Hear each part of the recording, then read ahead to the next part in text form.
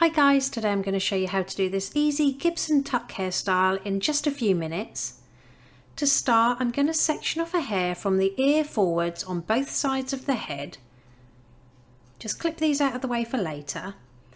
Then I'm going to take some texture powder and apply it at the root. I'll pop the one I'm using in the description below. Now I've decided to backcomb the hair slightly to give it a little bit more volume, but if you don't like backcombing you can skip this step. So just smooth that backcombed area down, and then we're going to take those two side sections, bring them around to the back of the head and secure them with an elastic band. Then pop your fingers behind the band, grab the ponytail and pull it through to create a twist.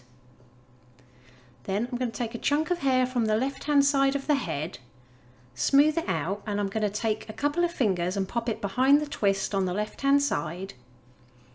Pass that section of hair to your fingers and pull it all the way through so it wraps around that twist. Then just secure it in place with a bobby pin by slipping it through the centre of that loop. And we're going to repeat it on the opposite side, so take a chunk of hair from the right hand side, pop your fingers behind the twist and pull the hair all the way through. Don't forget to secure it with a bobby pin.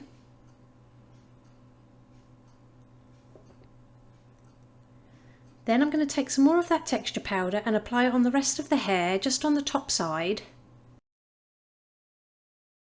And then I'm just going to gently tease the top layer. Then add an elastic band on the very end of the hair, but on the last turn of the elastic band, pull it part way through to create a loop.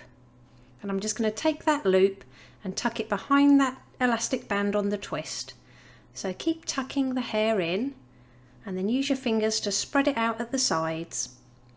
Then just secure with a couple of bobby pins on either side of that little loop we've just created.